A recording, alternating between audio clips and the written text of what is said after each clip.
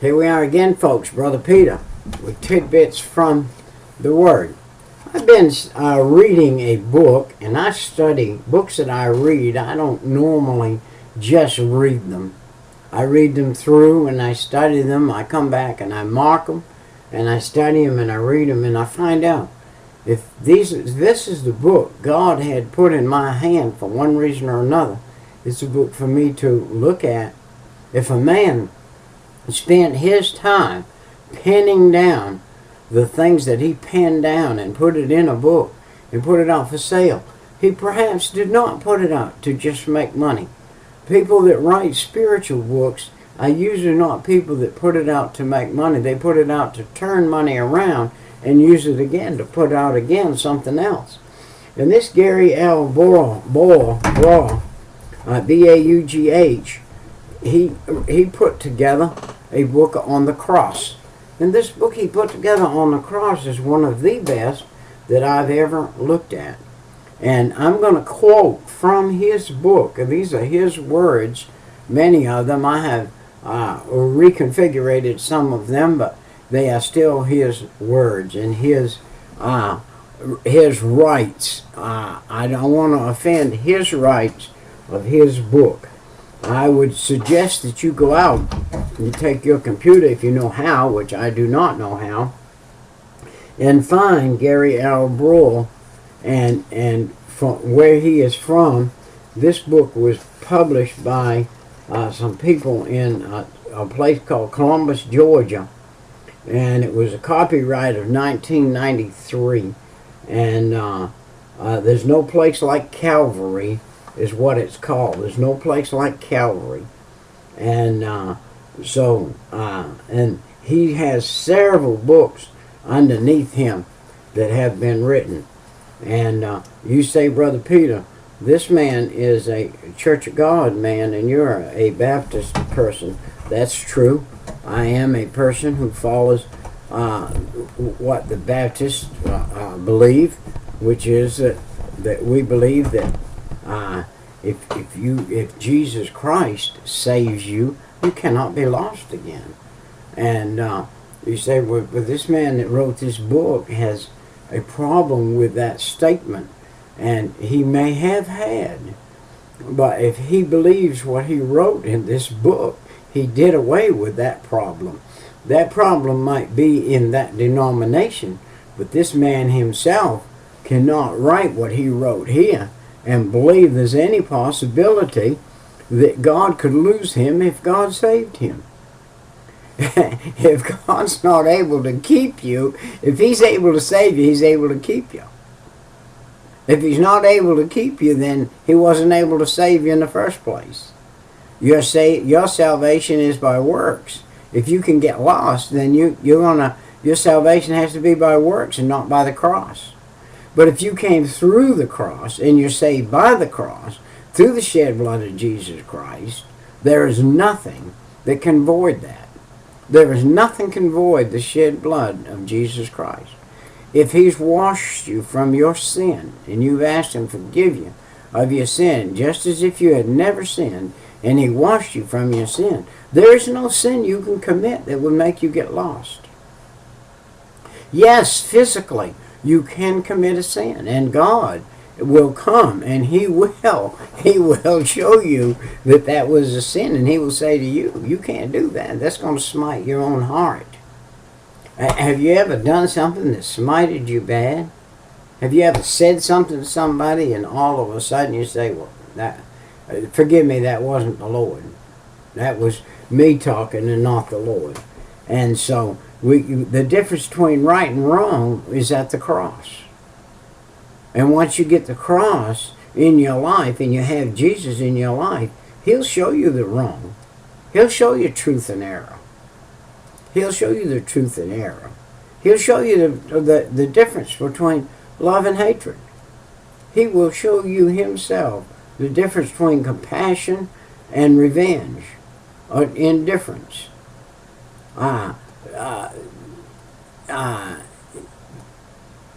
People who would not normally be your friend when you were in the world will become your friends now. People who are in the church would not be your friend when you was drinking and raveling and smoking and cursing and doing all the things you were doing. Nobody in the church would be your friend in a sense. They would befriend you and they would be nice to you and trying to win you to the Lord, but they really would not be a friend in a sense of the word. And you know the difference between holy and profane. What is profane? That's opposite from holy. The profaneness, and now death is something that is inevitable in this body, in this flesh. But the second life, the life hereafter, we get before we die. How do we get that? We say, Jesus, I am a sinner. Forgive me of my sin. Come in my heart and save my soul. At that point, I am born again, never to die the second death. What is the second death, Brother Peter? The second death is when you die without Jesus Christ. You get cast into hell forever. That is the second death. And that's the death you can get. And live in the hereafter forever in a place called hell. If everybody that accepts and applies the message of the cross can get this new life. This new life comes through the cross, and we get it.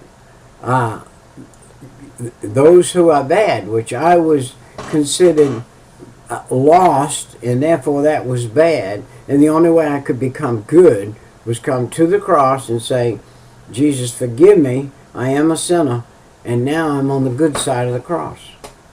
So I went from the bad to good. I went from rude to kind. I went from hateful to loving. I went from corrupt to clean. And I went from deceitful to honest. I went from proud to humble. And these are the things that going through the cross make the difference. I lived in total rebellion when I was on this side of the cross.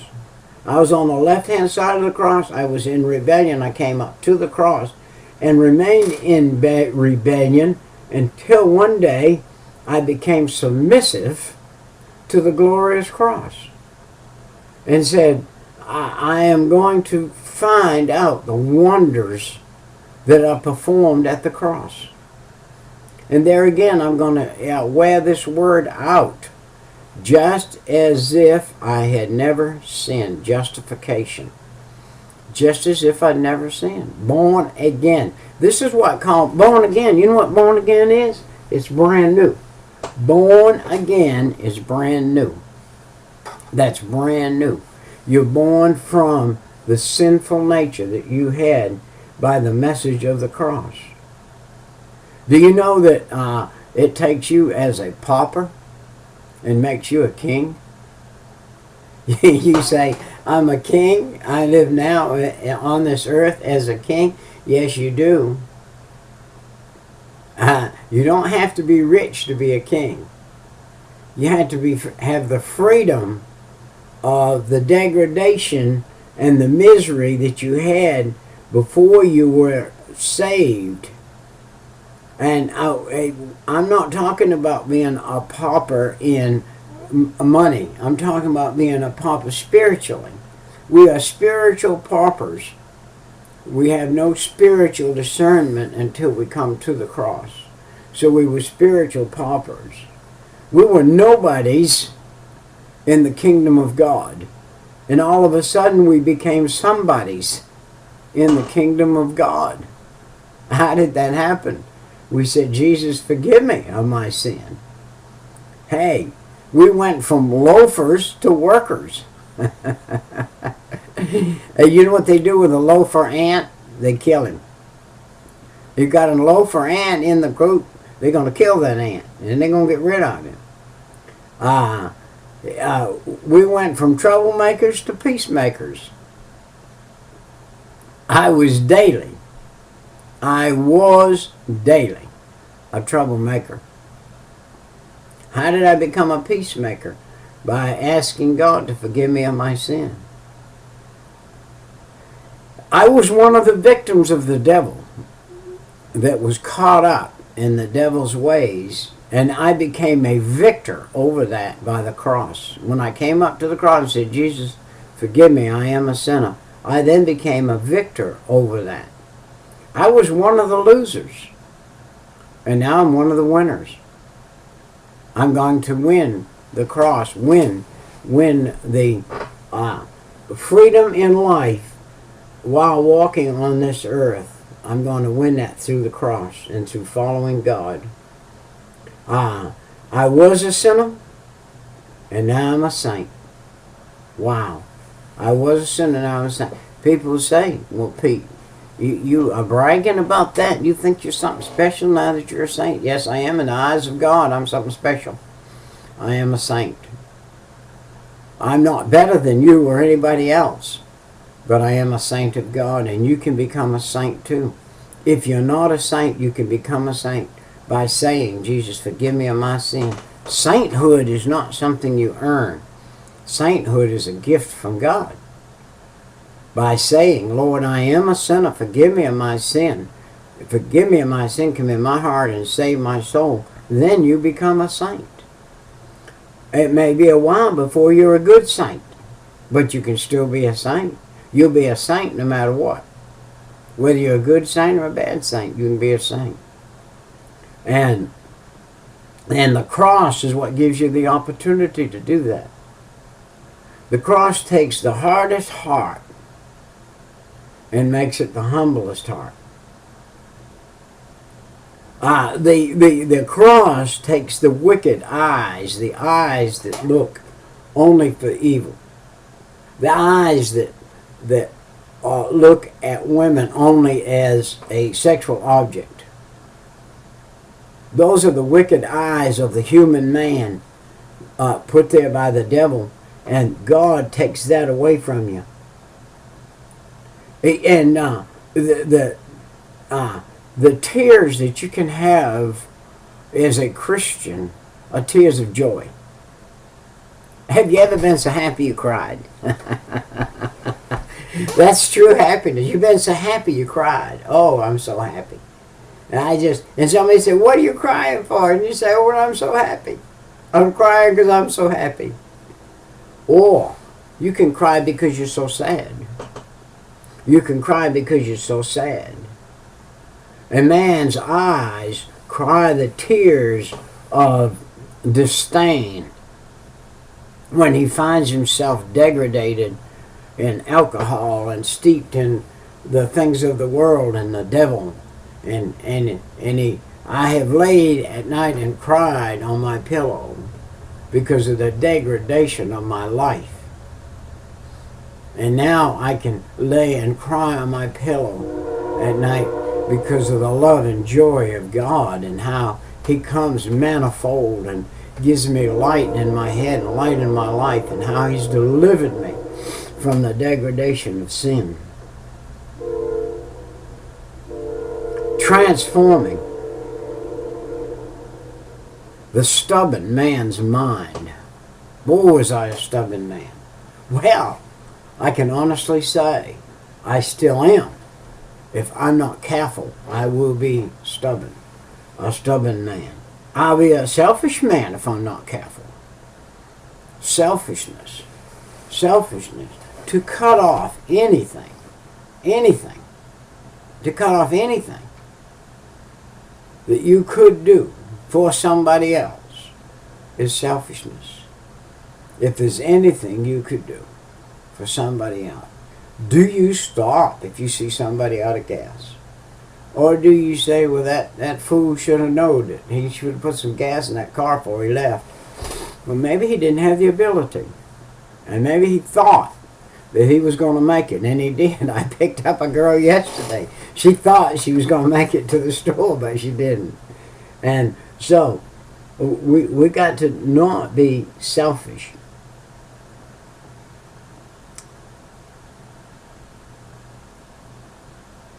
Can you shake the strongest philosophical man's foundation. A philosophical man, a man that does everything through philosophy of this world. Can you shake his foundation with your spirituality from the cross?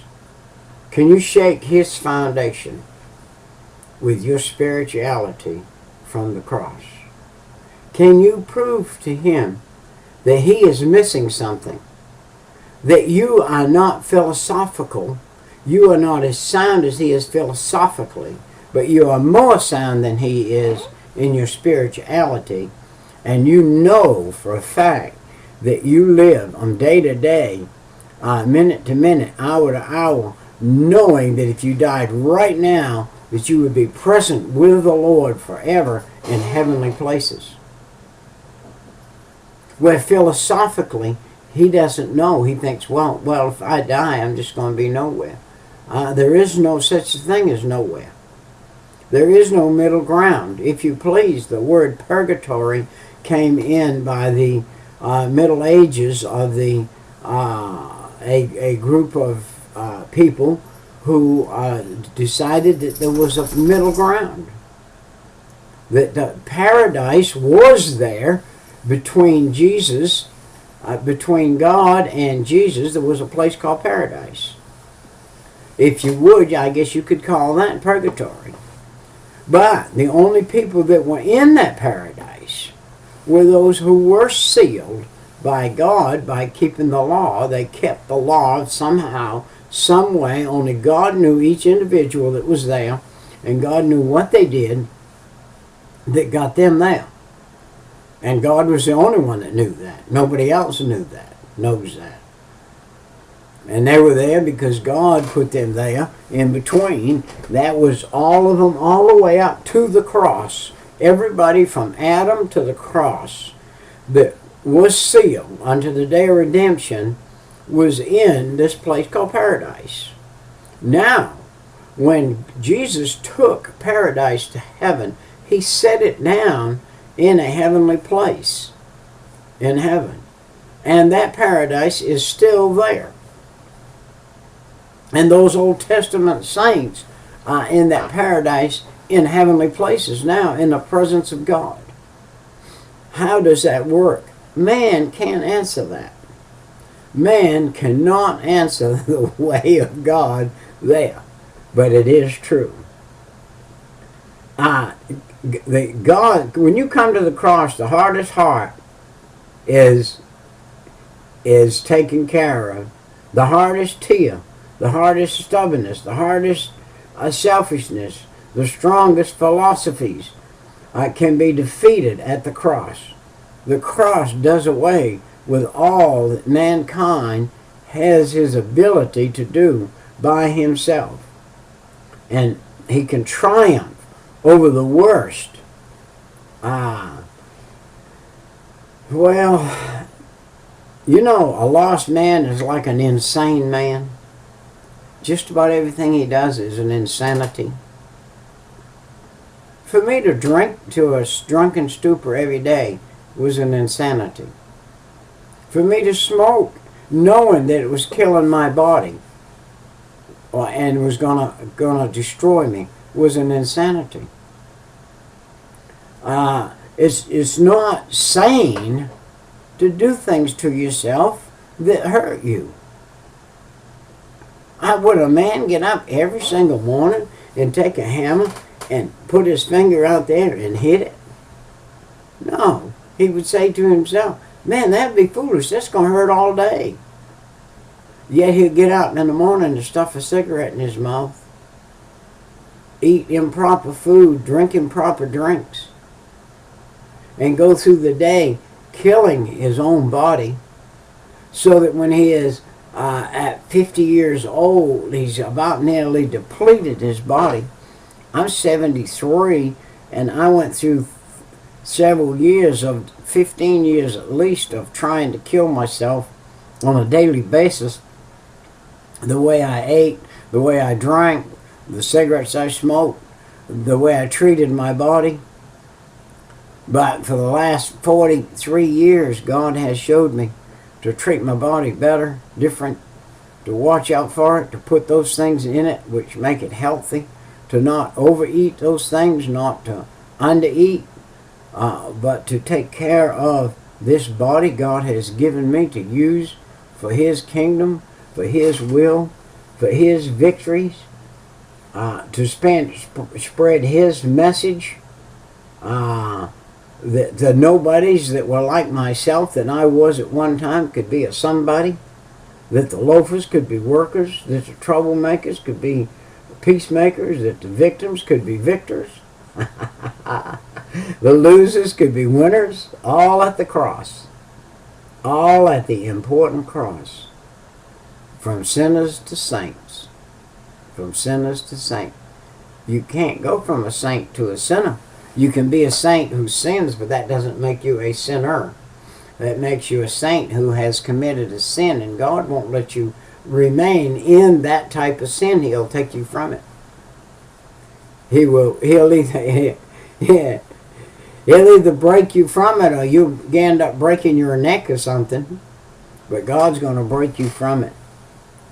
The opportunities of the cross that penetrate the man's heart, that washes the tears from the man's eyes, that transforms the stubborn man's mind into that transforms the selfish mind into an unselfish mind, that shakes the strongest man's philosophies, and does away with the self-willed being. And you can triumph over the worst insanities, and the smallest wonders can be left high at the cross of Jesus Christ. Wow. No group, no individual who hath both heard or heeded the message of the cross has ever been rejected or disappointed. Calvary guarantees transformation. Calvary, the cross of Jesus Christ, guarantees transformation. Wow. I was transformed at the cross. I was a drunkard. It became sober. I was insane. That became sane.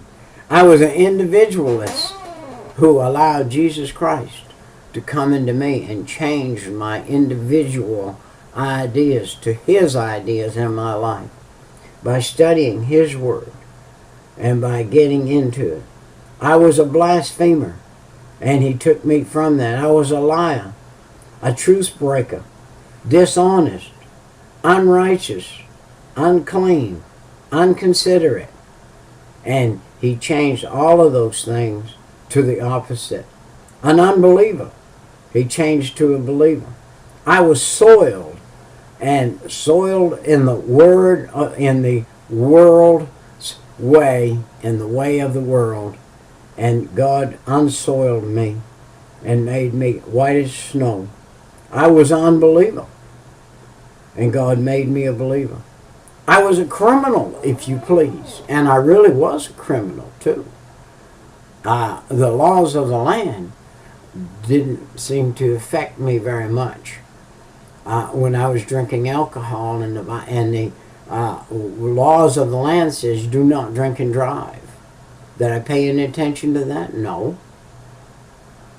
Do not steal. Did I pay any attention to that? No. Do not lie. Did I pay any attention to that? No. Do not commit adultery. Did I pay any attention to that? No. Do not do this. Do not do that. Did I pay any attention to that? No. All of the things that were the do nots is what I did. But after I got saved, the do nots became do not really do nots to me. And I saw this was a do not.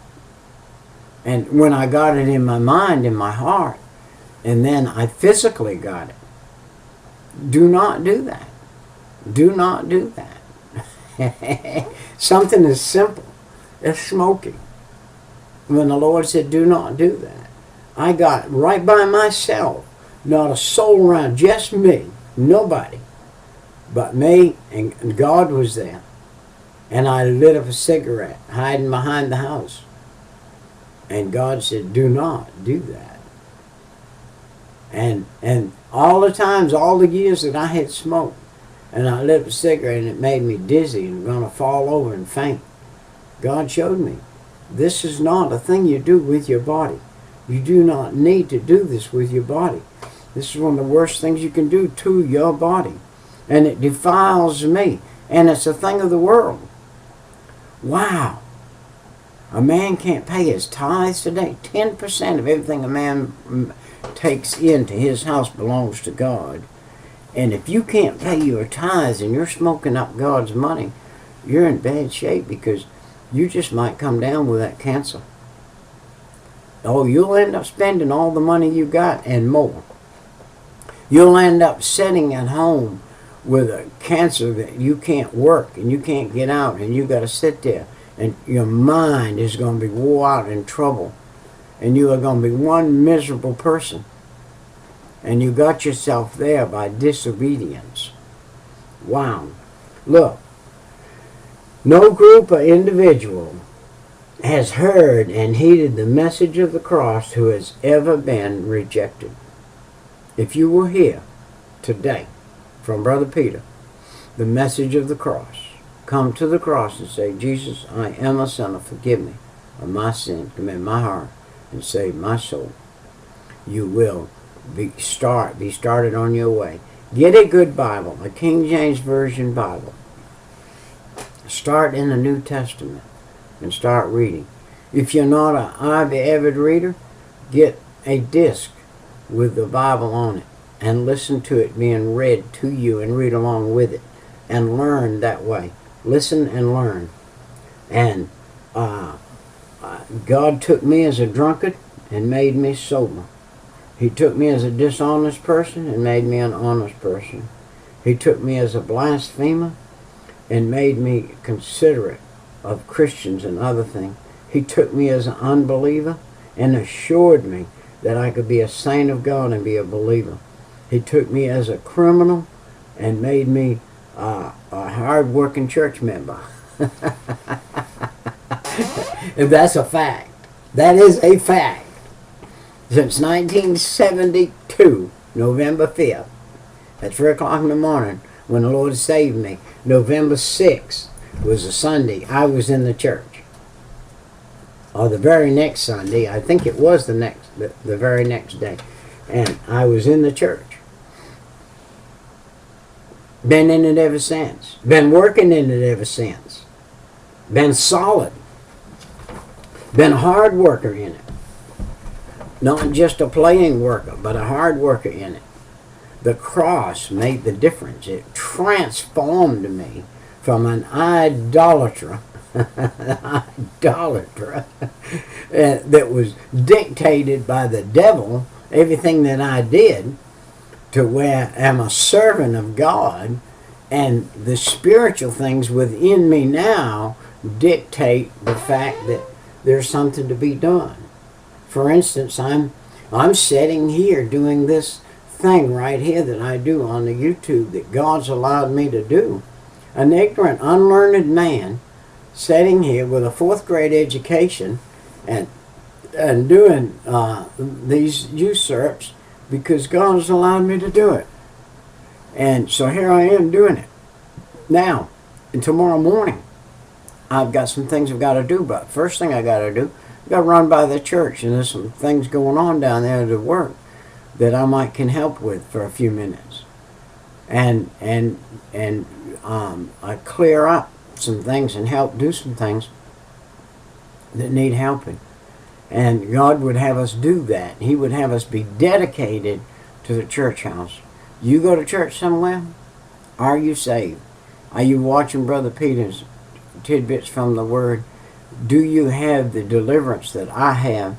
Were you in the degradation I was in? I'm telling you, you were. And if God saved you now, you need to be active in God's work. If you're in a church that is not following God the way that it ought to be, and you can't change it, you need to go find one that you can get in, and that you can be a worker in. You can be a soul winner and be a worker in. And that's what you need to do. If you've been saved any length of time and you're not a teacher, it may be that you haven't studied properly or haven't got to where you know more than somebody else about the Bible. And if you do, then you ought to be a teacher, not a hearer, but a doer. And be a doer. We'll see you next time. Bye-bye, Brother Peter.